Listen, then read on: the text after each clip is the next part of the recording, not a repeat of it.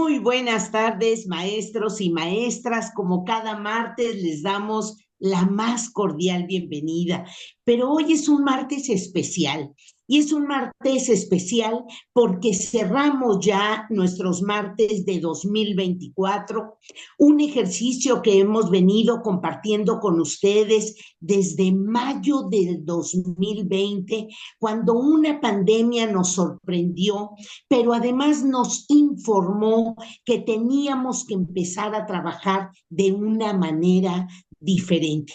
Y este espacio se ha vuelto una forma de contactarlos, de dar respuestas a algunas de sus inquietudes y generar contenido que se va quedando en la página y que ustedes pueden utilizar. Pero también es especial porque el mes de diciembre lo dedicamos a un tema como son los YouTubers. Creo que los jóvenes, nuestros niños, nos están comunicando, nos están invitando a generar espacios, metodologías, formas de trabajo diferentes. Y qué mejor que los que están posicionados en las redes nos puedan compartir cómo utilizar, qué bondades, qué beneficios tienen las redes, las plataformas, las estrategias digitales. Y hoy, pues cerramos este mes de diciembre porque casualmente 24 y 31 caen en día martes. Imposible que ese día podamos tener alguna sesión. Así es que con este martes nos despedimos hasta la primera semana de diciembre, enero, que nos volvemos a ver. Y también es especial porque prácticamente el día de ayer empezamos este periodo de fiestas donde ya este jueves todas las escuelas cierran sus puertas para ir a descanso, para ir a vivir esta cercanía con las familias. Así es que hoy es un martes especial. Les mandamos un abrazo a todos y todas ustedes. Pero también es especial porque un youtuber que además tiene más de 2 millones de suscriptores en su YouTube nos acompaña hoy para platicarles, para comentarles cómo él ha vivido estos medios para generar contenido y sobre todo para desarrollar habilidades tan importantes que no deberíamos de cerrar el resto de nuestra vida, como él bien lo dice, es esta cuestión de la curiosidad. Déjenme decirles que Tonatiu Moreno es creador del canal Curiosamente, con más de 2 millones de suscriptores en YouTube. Obtuvo su maestría en comunicación de la ciencia y la cultura por la Universidad ITESO. Es profesor en la misma institución y la Universidad de Guadalajara. Es coautor de Laberinto, el primer juego de rol hecho en México. Fundó y dirige el equipo de animadores Estudio Jaime, cuyos cortometrajes han generado premios nacionales e internacionales. Ha hecho cómics profesionalmente desde 1988. ¿Y quién mejor para comentarnos cómo usar todas estas nuevas estrategias que nuestros chicos saben utilizar, pero como bien lo hemos descubierto, con un carácter más bien recreativo? Y lo que hoy el maestro Tonatiu nos va a explicar es cómo utilizar estos recursos con carácter educativo. Maestro Tonatiu, muchas gracias por cerrar con broche de oro nuestro año 2024 en este espacio que hemos creado para las maestras y los maestros mexicanos. Y sin más, le voy a dejar el uso de la voz, pero siempre le decimos a los maestros Díganos de dónde nos acompañan, desde qué entidad nos están viendo y por favor aprovechen el chat para hacer preguntas, comentarios al maestro Tonatiu. Bienvenido, maestro Tonatiu. Muchísimas gracias por la generosidad de compartir este espacio con todos nosotros. Lo dejo en el uso de la voz. Pues muchas gracias a todas ustedes y a todos ustedes por invitarme. La verdad es que es un honor poder compartir lo que yo sé con ustedes y dialogar. Vamos a ver qué podemos platicar a partir de lo que pueda yo compartirles. Entonces, si me permiten, voy a presentarles mi pantalla y bueno, yo titulé esta plática ¿Cómo dialogar con mentes curiosas? Que tiene que ver con esto de cómo promover la curiosidad, eh, pero ya admitiendo, digamos, que la curiosidad es una cualidad eh, humana, ¿no? Que ya como seres humanos y como mamíferos, diría yo, tenemos esta cualidad, ¿no? Entonces voy a empezar, les voy a platicar, esto es como lo que pienso platicarles, vamos a ver un poquito de mi historia, como dentro de este rollo de YouTube. Luego vamos a ver cómo nos comunicamos y cómo comunicamos conocimiento, y vamos a hablar de un concepto que se llaman matrices culturales, entre los cuales hay dos temas que me interesa destacar que tienen que ver con la narrativa y el lenguaje audiovisual. Entonces vamos a empezar un poquito con mi historia. Les cuento que yo desde muy niño me gustaba mucho la ciencia, ¿no? Era niño curioso, me gustaba leer. Mis papás me llevaban o llevaban a la familia, a todos nuestros hermanos, estos libros, ¿no? De experimentos, cómics, donde se explicaban cosas como la estructura de la célula, y los libros de Rius, donde contaba con caricaturas, cosas similares, o sea, que tenían que ver con el conocimiento, la ciencia, etcétera. La revista Chispa, que también comunicaba conocimiento científico para niños. Entonces, a mí me encantaba eso, y de hecho yo cuando era niño pensaba que me iba a dedicar a ser científico. De hecho, me gustan mucho los insectos, entonces yo pensaba que iba a ser entomólogo. Eh, ¿Qué sucedió? Bueno, me gustaban la ciencia, pero también me gustaban mucho los cómics, la manera de presentar la ciencia, ¿no? De hecho, cuando tenía 15 años empecé un proyecto de eh, caricaturas, ¿no? Empecé a publicar caricaturas, cómics en un semanario infantil de un periódico que había aquí hace mucho que se llamaba El Jalisciense. Y pues me encantó, ¿no? Y mi papá me animó mucho a a tratar de publicar mis caricaturas, y entonces la verdad es que me emocionó mucho, me seguí mucho por el camino del cómic, la caricatura, etcétera, al grado de que pues estudié ciencias de la comunicación y poquito después fundé un estudio de animación. Este estudio se llamaba Estudio Jaime, se llama Estudio Jaime.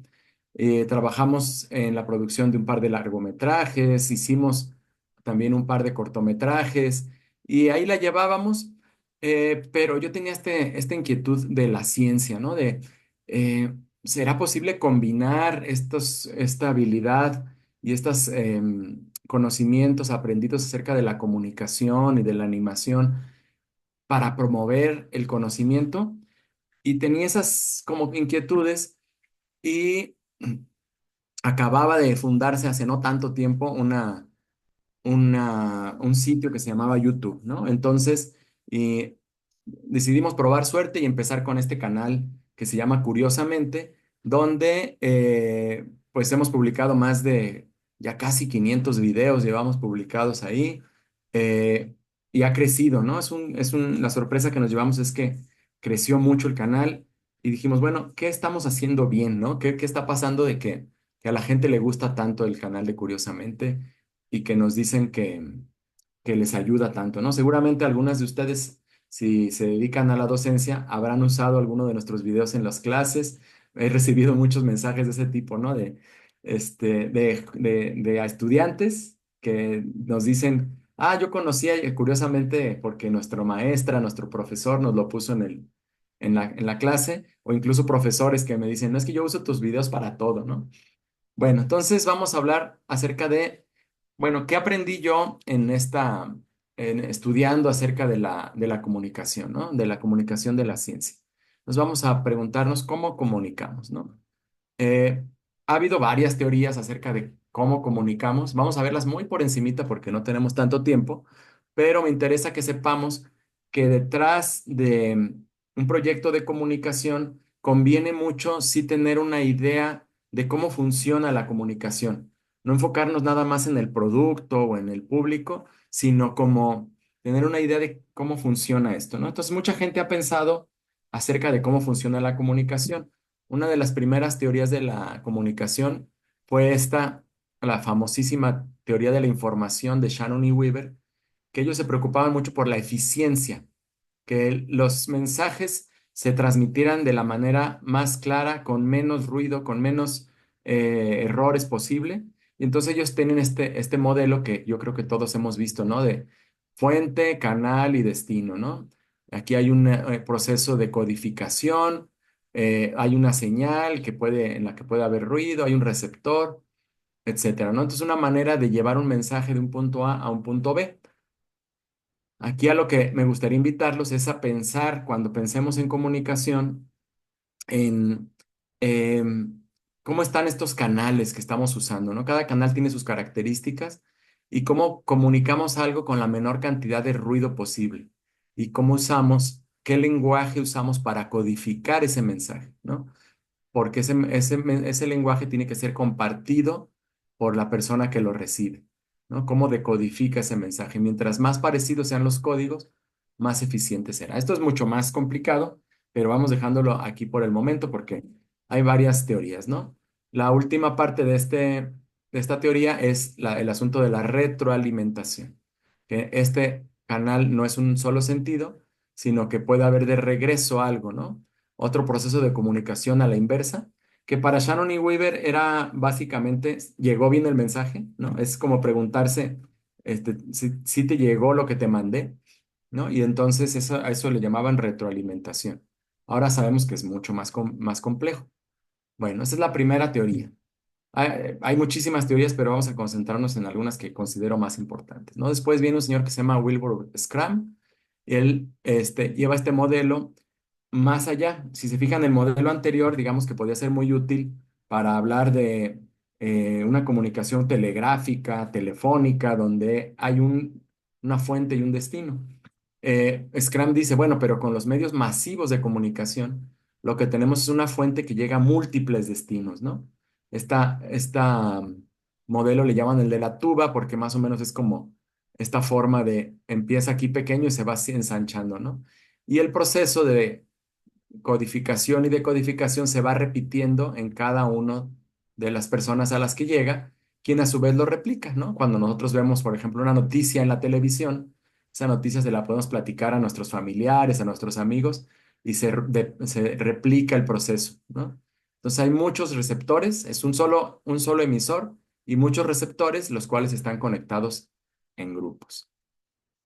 Tiempo después, bueno, aquí también hay un proceso de retroalimentación, pero ese proceso es mucho menor. Por ejemplo, una cadena de televisión puede llegar a millones de espectadores, pero solo recibe unas cuantas cartas, por ejemplo, en respuesta, ¿no? O llamadas telefónicas. Entonces, el proceso de retroalimentación es como mucho menor. Harold Laswell es un teórico también preocupado en este caso no tanto por la eficiencia de la comunicación, sino por la eficacia. Es decir, se preocupaba mucho por los efectos de la comunicación. Y entonces él dice esta de hecho dicen que es la frase más famosa de las teorías de la comunicación, es quién dice qué, a quién y con qué efecto, ¿no? Y esta teoría se le conoce como la teoría de la aguja hipodérmica, porque supone que si nosotros, digamos, inyectamos cierto mensaje en una población, obtendremos a cambio una conducta, ¿no? Esta teoría es muy útil, digamos, para la propaganda. Políticos, publicistas, mercadólogos, etcétera, tienen mucho esta idea, ¿no? De que la propaganda es uno de los instrumentos más poderosos del mundo moderno, entonces hay que saber cómo hacer eficaces los mensajes para obtener el efecto que queremos.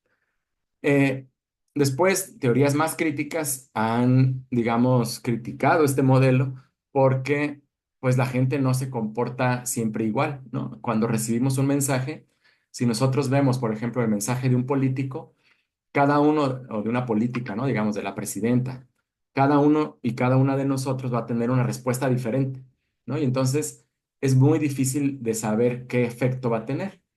Eh, pero sí hay que pensar qué efecto queremos que tenga, ¿no? Ese es, digamos, yo me llevaría esto de esta teoría. Entonces, después viene un estudioso que hace estudios estadísticos de los efectos específicamente, que se apellida Gertner, y él se pregunta estas cosas. A ver, ¿los medios sí tienen efectos o no tienen efectos? ¿Qué afectan? Y si esos efectos son inmediatos. Y él hace unos estudios estadísticos así a largo plazo en donde investiga, por ejemplo, si las personas que ven televisión violenta, sobre todo, por ejemplo, noticias de nota roja, películas violentas, etcétera, se vuelven violentas con el tiempo, ¿no? Y la respuesta, pues, es interesante y hasta cierto grado sorprendente, diría yo. ¿Por qué? Él se dio cuenta de que la televisión sí tenía efectos, pero no necesariamente son previsibles esos efectos y que lo que afectan no son necesariamente conductas, pero sí actitudes y visiones del mundo. Los efectos no son inmediatos. Es muy difícil que alguien a quien le llega un mensaje eh, cambie su actitud o su visión del mundo de inmediato, ¿no? Entonces, en el caso de la televisión, él se dio cuenta de que el efecto no era que la gente se volviera violenta, sino más bien que se cultivaba una actitud de miedo, de que el mundo era peligroso. Entonces, mientras más violencia viene en televisión, más cautelosa se volvía la gente, ¿no? Entonces, y eso es un cambio de actitud, digamos, pero que se necesitaba cultivo de años para que eso tuviera algún efecto, ¿no? Entonces, es bien importante este asunto como en la construcción de hábitos y en, digamos, también cuando nos desesperamos porque sentimos que lo que estamos haciendo no tiene ninguna respuesta, no tiene ningún efecto, hay que pensar que formamos parte como de, como personas que nos interesa la educación, de un cultivo, ¿no? Y esto hay que estarlo cultivando y esto va a tener efecto, digamos, a largo plazo y con el tiempo, ¿no? Bueno, esa es la teoría del cultivo de Gertner. Esta es la teoría de hipermedios de Carlos Escolari. Él cuando llegan las tecnologías de la información y la comunicación, dice, bueno, esto cambia los modelos de comunicación y parece que sí. Eh, Se hace esta lista. Hay 5 cosas en las que cambia radicalmente la comunicación. Primero, en la digitalización. Porque la información ahora es numérica, se convierte en ceros y unos y eso permite la reproducción infinita de los mensajes. La multimedialidad, podemos mezclar, como ahorita, por ejemplo, que estamos mezclando audio y video en un solo mensaje y texto, ¿no? Imagen, etcétera. Audio, texto, imágenes, video, se vuelve multimedial. La hipertextualidad, o sea, la navegación en los hipermedios ya no es lineal, podemos estar brincando de un lado a otro. La interactividad, porque los medios cambian según interactuemos con ellos. Y la reticularidad, que ahora esa tuba de Scrum cambia, ¿no? Ya no es un solo emisor y muchos receptores, sino que son muchos emisores y muchos receptores. Si este era el modelo, digamos, el de Shannon y Weaver, y este era el de Scrum, el de Scolari es así. El mundo de la comunicación actual es mucho más complejo, ¿no? Entonces, cada uno de nosotros puede no solo consumir la información, sino también convertirse en un productor de información. Entonces, ¿cómo podemos aplicar este conocimiento para construir mensajes que promuevan la curiosidad? Este señor se llama Bruce Lewinstein.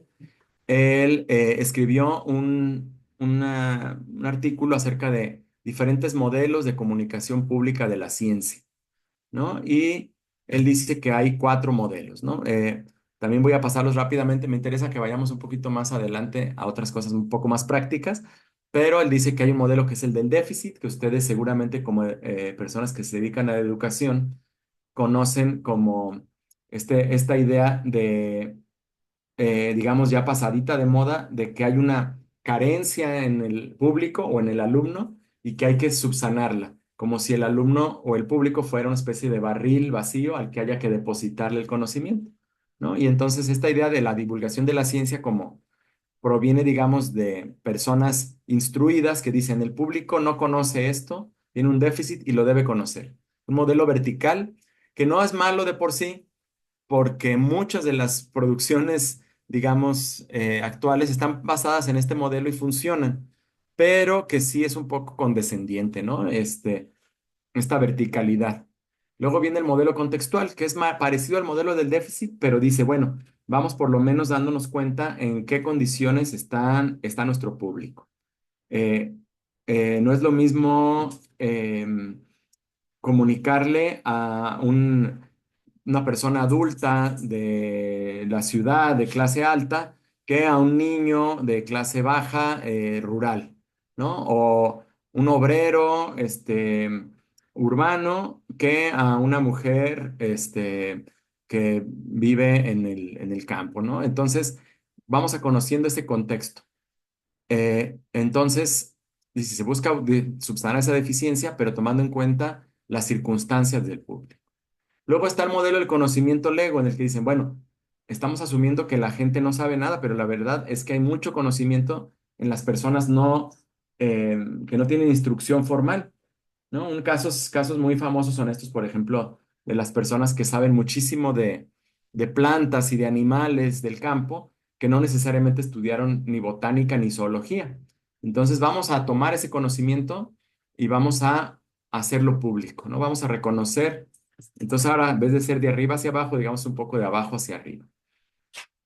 Y por último, él habla de un modelo de participación, que más que un modelo de comunicación, es como la idea de que las personas pueden participar de la toma de decisiones en sus comunidades en la medida en la que tengan conocimiento para hacerlo, ¿no? Y entonces a veces lo que sucede es que a partir de asuntos que conciernen a la comunidad, las personas se instruyen, ¿no? Y entonces, bueno, van a construir una presa de cerca de mi pueblo. ¿Eso qué implica? Entonces vamos, las personas que tengan más instrucción o sepan más acerca de eso, pues tendrán más incidencia en la toma pública de decisiones y por lo tanto se informan, ¿no? Este, la frase aquí sería, todos sabemos y por lo tanto nuestra opinión es tomada en cuenta.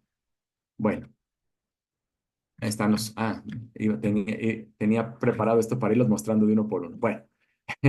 El caso es que, bueno, yo propongo un modelo que le llamo modelo colaborativo, que es un modelo horizontal, ¿no? La idea de esto es, bueno, lo que está subyacente a esto es la idea de que nadie lo sabe todo y todos sabemos algo. Por lo tanto, es tan importante decir como escuchar, ¿no? Y entonces, yo ahorita te estoy comunicando algo que tú no sabes, pero tú me puedes comunicar algo que yo no sé. Y entonces este modelo es horizontal y a mí se me hace bien interesante que ahora que están las redes sociales en las que todo mundo podemos producir mensajes para TikTok, para YouTube, para lo que sea, se valora mucho esa horizontalidad. Se valora, claro, los expertos, las personas que hablan desde el conocimiento, digamos, más formal, pero también se valora mucho aquellas personas que te hablan de tú a tú, ¿no? La idea, en tanto en el tono como en el nivel de instrucción, etcétera, ya no es alguien como que desde arriba te viene a bajar el conocimiento, sino una persona que es como tú, que se interesa por ti, que te escucha y que te dice lo que piensa, ¿no? Y entonces creo que es importante tomar en cuenta esta idea. Bueno, con esto cerramos así como la parte como más teórica.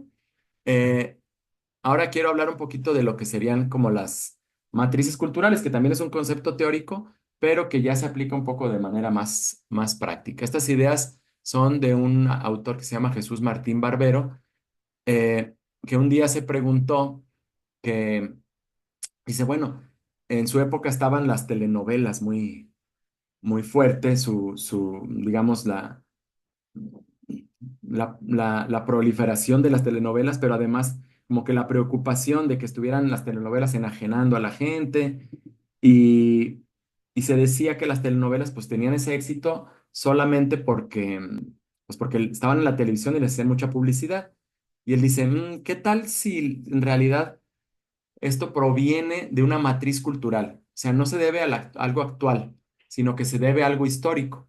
Y entonces se pregunta acerca de esas matrices culturales y él descubre que las telenovelas provienen de una tradición del melodrama, que es teatro con música que ya venía desde hace varios siglos, y de las novelas por entregas, ¿no? Esas que te dan un folletito cada semana y que tienes, que siempre se quedan en continuará, ¿no? Y entonces se da cuenta de que eso, que eh, las, el arraigo, que es lo que dice aquí, que el arraigo de ciertos productos audiovisuales está constituido por su fidelidad a la memoria cultural, ¿no? Que nos gusta oír de cierta manera las historias, ¿no? Y algunos conceptos que él maneja es, bueno, el de matriz cultural, que es una especie del código genético, ¿no? De una práctica discursiva que está socialmente construida e históricamente determinada, que una manera de imaginarse una matriz cultural es un poco como una receta, ¿no? Y entonces cuando decimos, ¿qué es una serie de televisión? ¿Qué es un chiste? ¿Qué es una receta de cocina? ¿Qué es una obra de teatro? Tenemos como una idea de eso y esa es la matriz cultural, ¿no? Esas estándares, digamos, que lo llenan, ¿no? Bueno, luego están dos que ahorita vamos a ver más fuerte, eh, les vamos a dar más importancia, que son la trama simbólica y los dispositivos escénicos, y la idea de la apropiación, que es la capacidad que tenemos de hacer propio un contenido o un lenguaje, que esto es como la parte clave, creo yo, para que se logre la comunicación y el aprendizaje, la parte de la apropiación. Vamos a ver ahorita sobre la trama simbólica y los dispositivos escénicos. La trama simbólica es qué se cuenta en la historia. Y los dispositivos escénicos son cómo se cuenta, ¿no? Entonces yo les puedo, por ejemplo, hablar de la trama simbólica de un cuento de hadas, por ejemplo, La Cenicienta, ¿no? Y ustedes tienen muy claro cuál es la idea, ¿no? Una chica pobre es maltratada, y se enamora de un príncipe y una hada madrina eh, la ayuda para que ella al final pueda casarse con el príncipe, ¿no? Es la trama simbólica. Y los dispositivos escénicos es como lo contamos. Entonces, un dispositivo escénico puede ser el lenguaje escrito, ¿no? Si yo leo ese cuento en un libro, ese es el dispositivo escénico. Las palabras, ¿cómo se llaman? Pues todos los recursos literarios y retóricos que use la frase, etcétera. Pero si yo hago una película con eso, es la misma trama con otros dispositivos escénicos. La Cenicienta de Disney usa la animación, el color, la música, etcétera.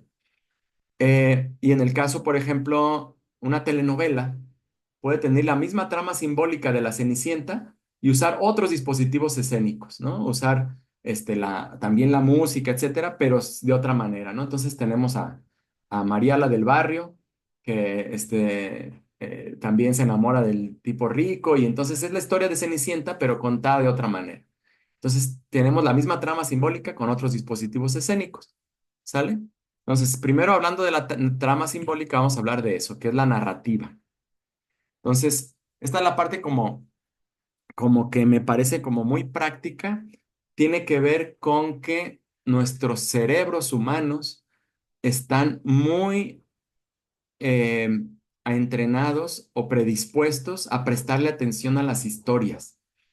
Y entonces, cuando comunicamos algo, es importante que no sea solamente una enunciación de hechos o de datos, sino que estén engarzados en una historia.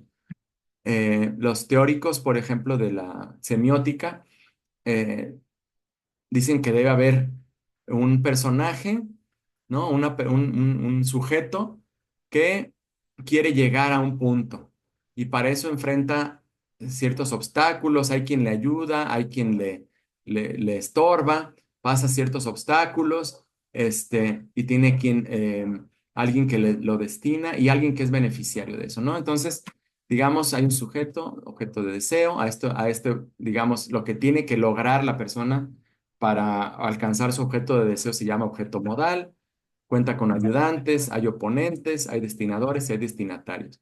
Me voy a meter mucho en esto. Les recomendaría, si les interesa esta idea, que estudien la semiótica Algirdas Greimas, que es un señor que se puso a estudiar cómo funciona esto, pero eh, yo lo que les puedo decir ahorita es que no necesariamente cuando estamos haciendo un producto de comunicación educativo o de divulgación, necesitamos tener un personaje al que le pasan cosas. Puede ser, pero a veces el personaje, nuestro protagonista, es nuestro público, el espectador o nuestro alumno. Y yo le digo, yo le prometo algo al final, al objeto de deseo, ¿no? Le hago una pregunta y le prometo que al final se la voy a contestar. Le pico la curiosidad y entonces lo llevo por un recorrido y ese recorrido tiene obstáculos, ¿no? Y entonces puedo decirle, mira, seguramente quieres saber por qué eh, la gente cómo llegamos, por qué la gente piensa que la Tierra es plana, por qué hay gente que piensa que la Tierra es plana.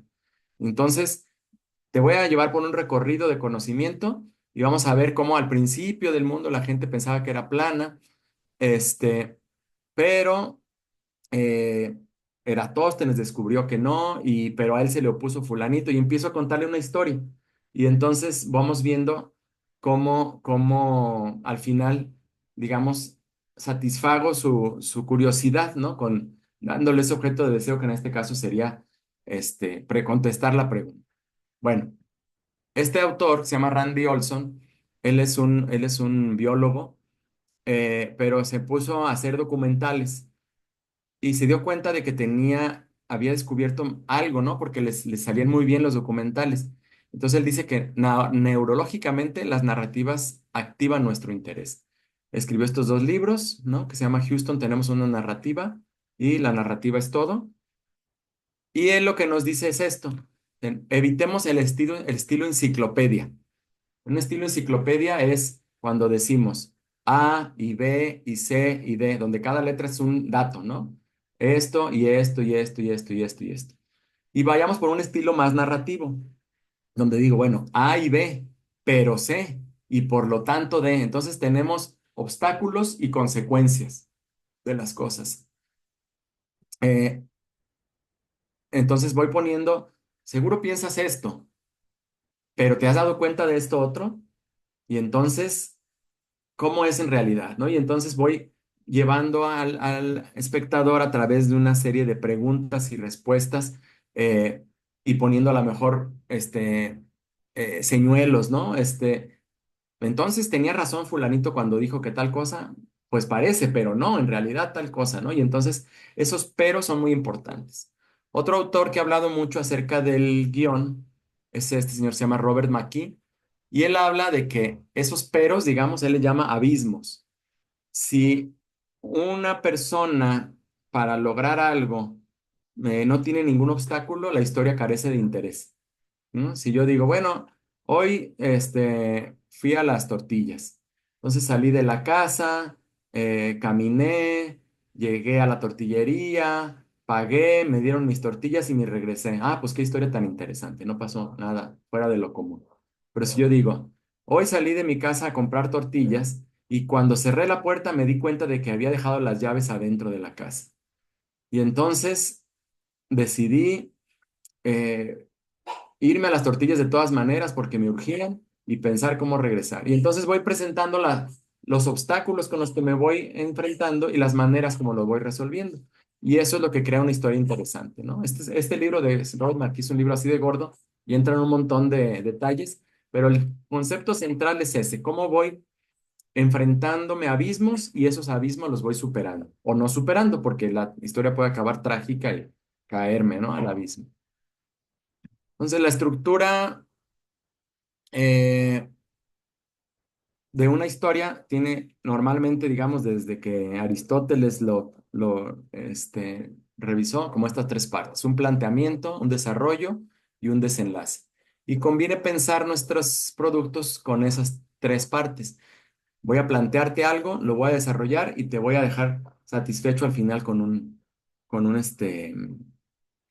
eh, con un desenlace, ¿no? Eh, Entonces, en nuestro caso, en el caso de la divulgación, o por lo menos como lo manejamos nosotros, el planteamiento es la pregunta. ¿no? ¿Qué pregunta nos estamos haciendo? Y cuando nosotros hicimos curiosamente, pensamos que las preguntas podrían ser esas preguntas curiosas que nos hacemos cuando somos niños y que a lo mejor después no nos contestamos, ¿no? Y que se quedaron ahí. Eh, Cuando mi hija estaba chiquita, que tenía como 6 años, decía, oye, si yo nací de mi mamá, y mi mamá nació de mi abuela, y mi abuela nació de mi bisabuela de su mamá, y así todas las personas, entonces, ¿quién fue la primera persona? Y entonces dije, ah, qué interesante.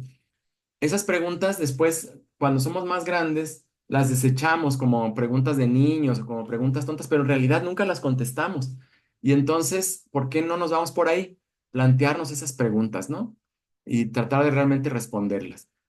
Eh, Luego nos vamos vamos a la exploración, ¿no? Bueno, ¿qué se ha pensado de eso?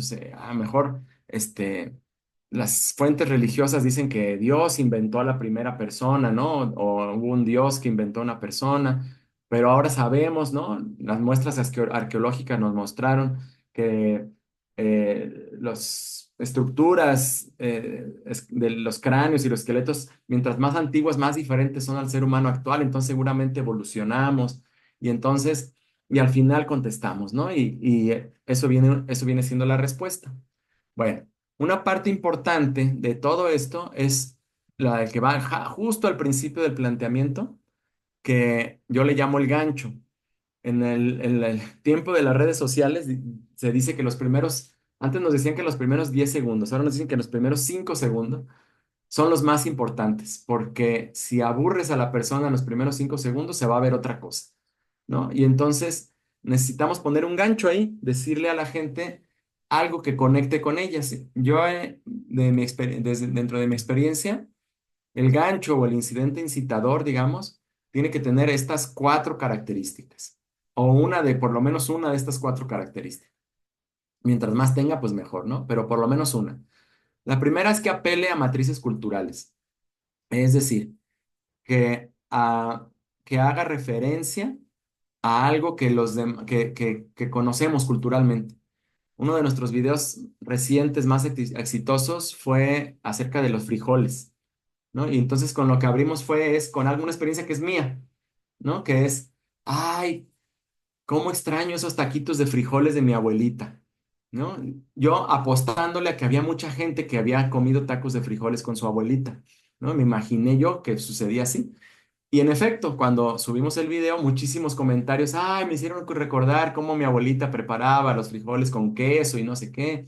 Oh, mi abuelita los hacía así. Entonces, apelar a esa matriz cultural, esa cultura compartida, que puede ser eso, puede ser la película que está de moda, ¿no? O puede ser algo en lo que creamos que otras personas o que la cultura tiene que ver.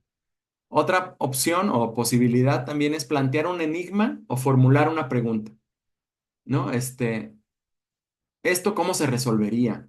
Y plantear directamente la pregunta, ¿no? ¿Quién fue la primera persona, ¿no? Y entonces eso te hace decir, bueno, de veras, ¿quién fue la primera persona? Ahorita en estos días estaba pensando que no hemos hecho un video sobre quién escribió la Biblia, ¿no? Y entonces podría ser muy interesante. Puede haber mucha gente que diga, a lo mejor que se pregunte de veras quién escribió la Biblia, u otros que digan, y estos malditos ateos van a criticar mi religión, me voy a meter a verlo de todas maneras, ¿no? Entonces, formulamos una pregunta a la que prometemos respuesta, ¿no? O igual puede ser hacer una afirmación que requiere una explicación, ¿no? Por ejemplo, yo afirmo que eh, tú y quien eras hace 7 años no son la misma persona. Ah, ¿cómo? ¿Cómo? ¿Por qué? Ah, bueno, y entonces ya explico, ¿no? Cómo todas las células de tu cuerpo se renovaron y cómo ni un átomo de tu cuerpo queda, a lo mejor nada más algo en tus huesos, ¿no? Y así. Y me da para hablar acerca del mito no más que el mito de la paradoja de la nave de Teseo y un montón de cosas, ¿no? Pero entonces hago una afirmación provocativa que requiere una explicación.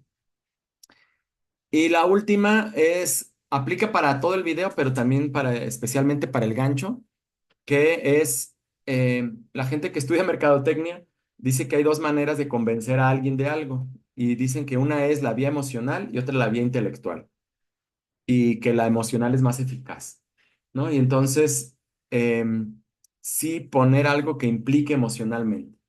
El ejemplo que se suele poner es este de los carros, ¿no? Si yo veo un anuncio de un automóvil en la televisión, quizá las cosas más importantes del carro son eh, cuántos kilómetros de gasolina me da por litro, qué velocidad alcanza, las refacciones son fáciles de conseguir o no, muchísima información que no aparece en los anuncios.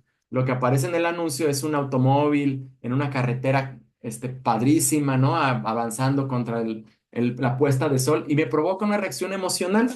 Entonces, a lo mejor después ya me pongo a investigar, ¿no? A ver, esa camioneta qué tan cara es, cuántos kilómetros me da por litro, etcétera. Pero de entrada ya me causó una reacción emocional. Entonces, bien importante buscar qué emociones queremos provocar. Eh, Dicen los que estudiaron redes sociales que la emoción que más se comparte en redes sociales es el enojo. Pero en cuestión de comunicación del conocimiento, creo que una emoción a la que deberíamos y a la que solemos apelar y que sí funciona también es el asombro, ¿no? Cuando logramos provocar ese sentido de la maravilla y decir, no me imaginaba eso, ¿no? Ahora sé algo que no sabía, ahora entiendo algo que no entendía, ¿no? Y eso también puede ser muy emocional. O sea, puedes llegar a la vía emocional por el lado intelectual, intelectualmente provocar una emoción, pero no olvidarnos de que lo emocional es muy importante. Va. Bueno, esto es un consejo como más para científicos que para personas que se dedican a la divulgación, es que quizá todo es importante, pero no todo es relevante. Y eso es bien interesante. Experiencia personal, cuando hay gente de ciencia que se acerca a nosotros a querer comunicar lo que aprendieron, nos dicen, me gustaría que hagan un video sobre esto que yo estudié. Entonces nos dan unas tesis así de gruesas y entonces hacemos nosotros nuestro resumen y todo, y nos dicen, oye, no, pero no pusiste esto, ni esto, ni esto, ni esto. Si no, porque eso es importante para tu investigación, pero no es relevante para contestar la pregunta que le estamos planteando al público, ¿no? Entonces hay que saber podar. O sea, tu investigación sigue estando ahí, sigue estando interesante toda tu metodología y los hallazgos numéricos y todo lo demás, pero para que arraigue con el público, necesitamos darle una podada y comunicar solamente lo que contribuye a responder la pregunta. O dirían en el cine, lo que ayude a avanzar la historia. Si ustedes están viendo una película, lo que la hace aburrida no es lo largo de la película. Puede haber películas muy largas, muy entretenidas. Lo que la hace aburrida es que haya cosas que no avanzan la historia, ¿no? Que aparecen escenas que dices, bueno, ¿y esto qué tiene que ver, no? Y o partes muy largas que no avanzan la historia, ¿no? Entonces, tener en cuenta eso, ¿no? Si trabajan sobre todo con contenidos preestablecidos, no querer que todo el contenido esté en la pieza de divulgación, ¿no? Entonces, el consejo aquí es plantear una buena pregunta y dejar que la pregunta sea nuestra guía para saber qué incluir y qué no. Si yo me encuentro un dato interesante y no ayuda a responder la pregunta, a lo mejor es mejor dejarlo fuera, ¿no? Bueno. Entonces, hasta aquí la parte de la narrativa. Ahora vamos a la parte externa, digamos, de la forma, del cómo, que tiene que ver con los dispositivos escénicos. En el caso nuestro, nuestro dispositivo escénico principal es el lenguaje audiovisual. El lenguaje audiovisual es todo la manera en la que ordenamos imágenes y sonidos para comunicar un mensaje. Y a diferencia de las lenguas como el español, el inglés, etcétera, eh, no tiene reglas gramaticales, eh, digamos, por escrito que tengamos que cumplir, pero sí sabemos que hay maneras de construir mensajes más eficientes que otras. Entonces, no hay una Real Academia del Lenguaje Audiovisual, pero sí hay personas que se han dedicado a ver qué funciona y qué no funciona. El lenguaje audiovisual se puede estudiar desde muchos puntos de vista, ¿no? Aquí puse desde lo semántico, por ejemplo, desde los significados y los significantes, o morfológicamente, ¿no? Podemos analizar las formas, la imagen, el sonido, o estéticamente, ¿no? Pero ahorita me voy a clavar en la dimensión sintáctica, que es cómo organizamos el espacio, el tiempo, ¿no? Los planos, ángulos, composición, movimiento, ritmo, etcétera. Bueno, ¿cómo vamos de tiempo? Ya se acabó el tiempo, oigan. Voy como a la mitad. Bueno, este, eh, esta parte la voy a hacer muy rápido, ¿va? Primera, esto es Scott McCloud. Él nos dice que él se puso a investigar cómo clasificar la imagen de los cómics y notó que se podría todo el estilo, todas las formas visuales de comunicar, no solo las de los cómics, se podrían englobar en este triángulo.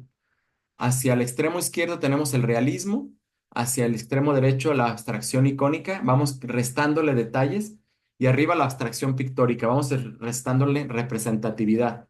Lo de arriba ya no representa nada, son solo formas.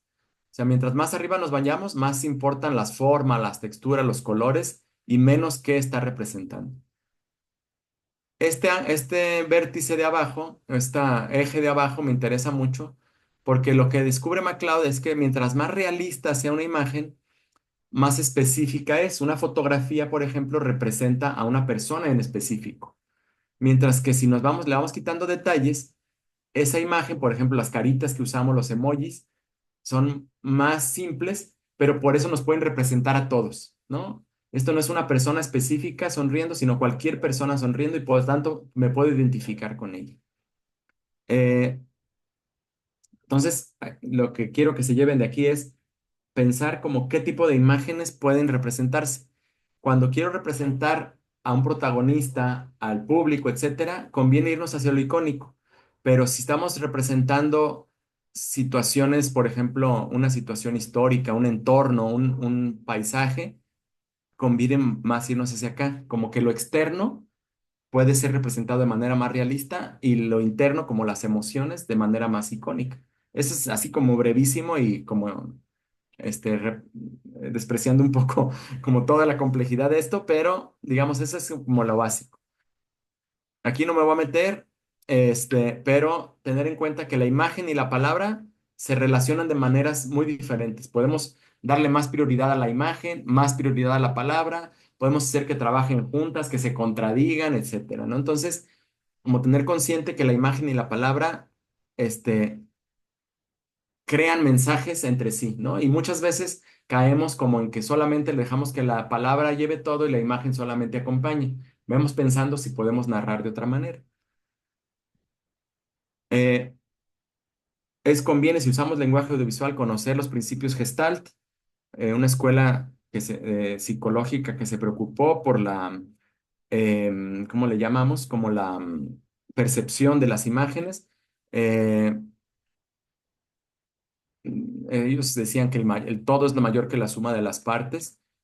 Y ahí hay algunos principios, ¿no? Eso sí, ya les voy a dejar de tarea que ustedes lo investiguen, sobre cómo organizar las imágenes, ¿no?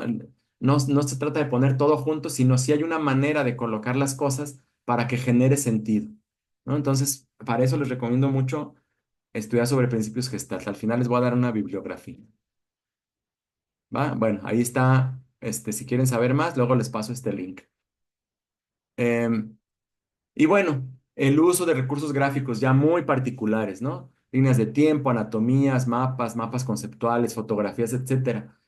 Pensemos, si estamos trabajando en un medio audiovisual, podemos usar recursos visuales. Líneas de tiempo para representar historias, procesos, recorridos, ¿no? Como esta línea de tiempo que habla de la evolución. Anatomías que muestran las partes de algo, ¿no? Puede ser de una planta o de un hongo en este caso, que no es una planta, que son del reino fungi, o de las partes de un castillo, etcétera. Los mapas que nos ayudan a localizar datos, por ejemplo, aquí cómo los seres humanos se originaron en África y cómo se repartieron más probablemente por el mundo.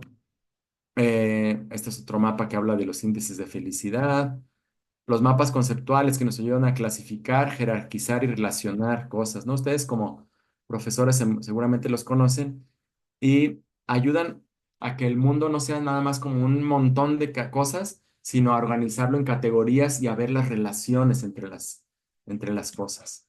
Aquí, por ejemplo, esto es un árbol genealógico de los idiomas, que a mí se me hace fascinante, ¿no? Cuando nos preguntamos por qué el español y el portugués se parecen tanto, pues es que tienen ancestros comunes, ¿no?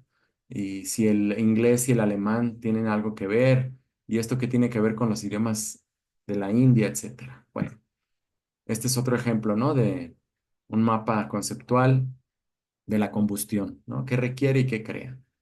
Ahí está.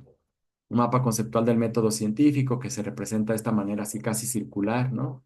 Porque siempre lleva a nuevos descubrimientos que plantean nuevas preguntas, etc.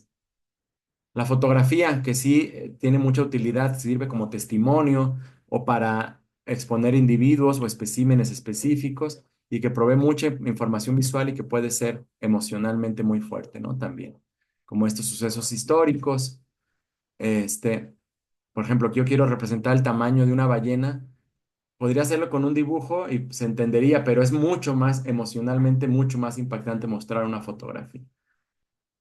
Eh, perdón, esta no es una ballena, es un tiburón ballena. Este, también, ¿no? Alguna especie específica. Ah, no, pues este es el tabachín, ¿no? Es el del Onyx regia. Bueno, ¿cómo es? Ah, de estos hay en mi ciudad, yo los he visto, ¿no?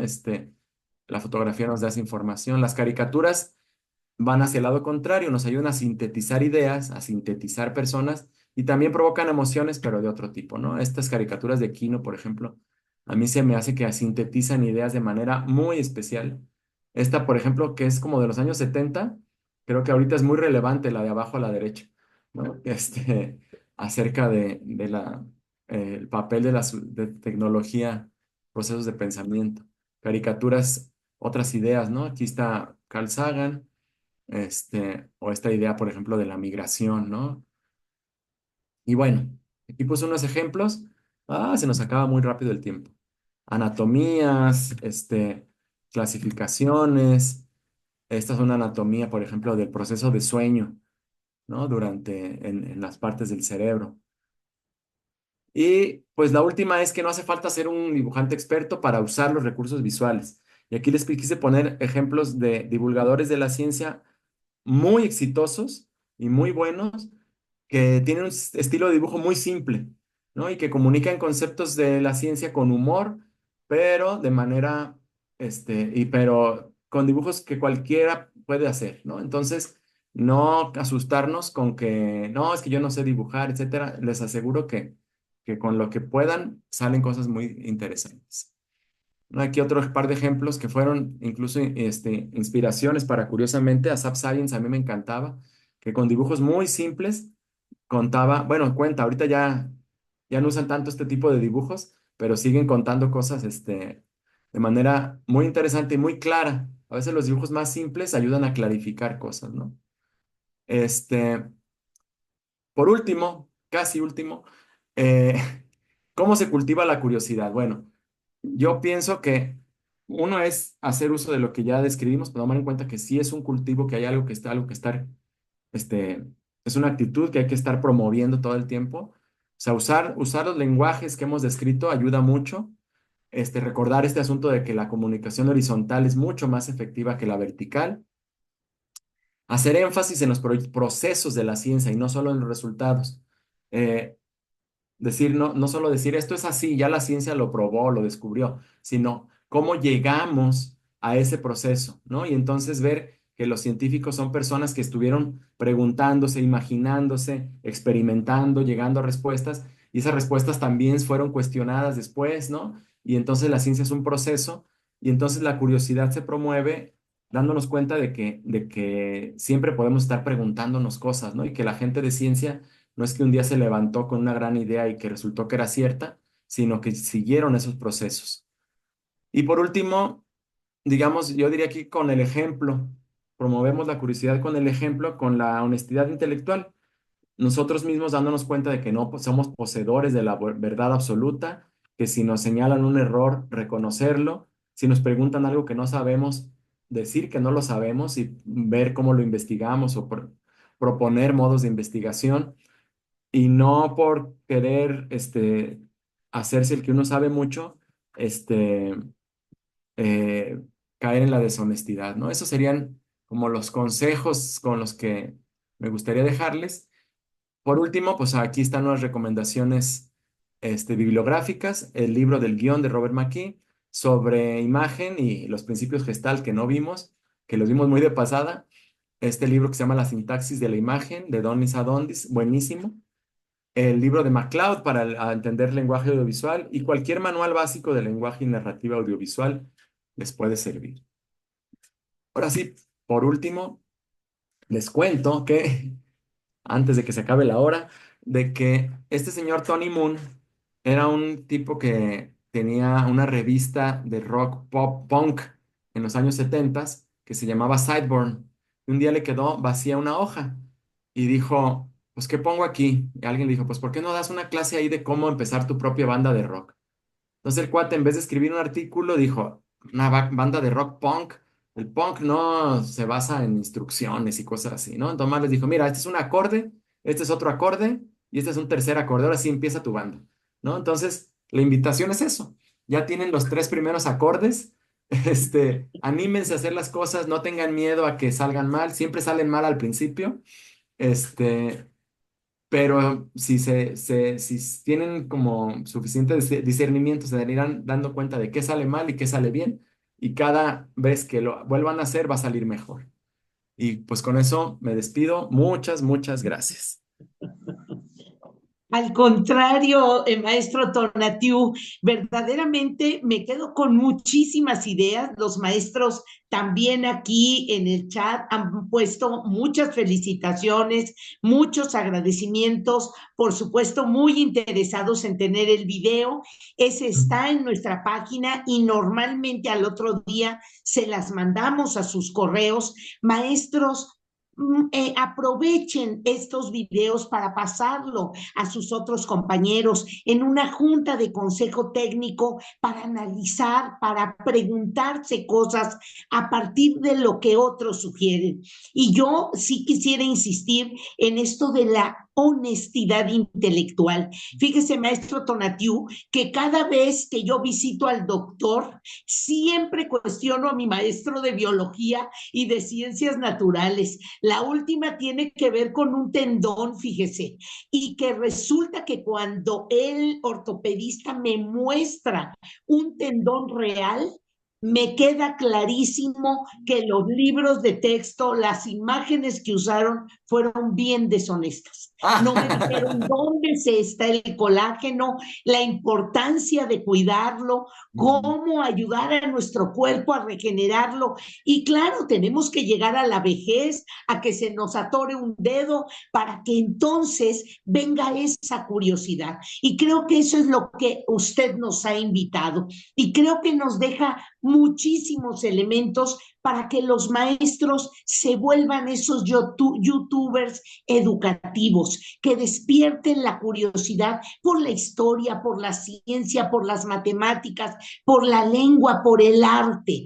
Y creo que nos deja muy motivados en relación en eso. Y maestros, pues habría que ver cómo platicamos, cómo compartimos esos contenidos con eso que ya nos comentó el maestro Tonatiu, reflexionando sobre la trama simbólica, sobre los dispositivos escénicos, esa narrativa, esas preguntas, esa manera de llamar la atención de los chicos. Y maestros, pues sigamos viendo qué produce el maestro Tonatiu para seguirlo y recomendar esos videos. Maestro Tonatiu, le quedamos muy agradecidos, ha despertado muchos comentarios muy Ah, positivos y seguramente este video andará por ahí en las escuelas, que es nuestro objetivo. Maestros, muchas gracias. descansen. Oiga, Al muchas gracias. contrario, Se acabó la hora, pero con mucho gusto me quedo otro ratito a dialogar con ustedes. Si tienen preguntas o algo que quieran que comentemos, adelante, ¿eh? Yo tengo todavía un rato más libre. Muchísimas gracias. Nada más déjeme desearles a los maestros unas felices fiestas, que descansen, maestros, bien merecido este periodo para recuperar fuerzas, para preparar un poco lo que es el segundo periodo de nuestro ciclo escolar. Y bueno, maestros, aquí tomándole la palabra al maestro Tonatiu, si hubiera alguna pregunta, por favor, abran los micrófonos. Por aquí usted está viendo felicitaciones, agradecimientos, esto que nos dicen algunos maestros, básicamente creo que las imágenes mentales para poder hacer lectura de nuestra realidad y codiseñar nuestros proyectos escolares. Usted sabe, maestro Tonatiu, que estamos trabajando por proyectos, tratando de generar nuevas formas de trabajo en el aula para que los chicos se motiven, no abandonen las escuelas, que es tan importante. Y como dicen aquí los maestros, que los alumnos amen, ¿no? Aprender a través de esa curiosidad que permanentemente tenemos que estar activando. Maestros, alguien que quiera abrir su micrófono, hacer alguna pregunta, algún comentario, por favor.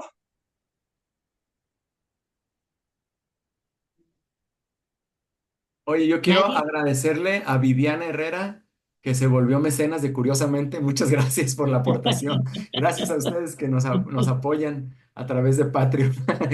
Gracias, maestro.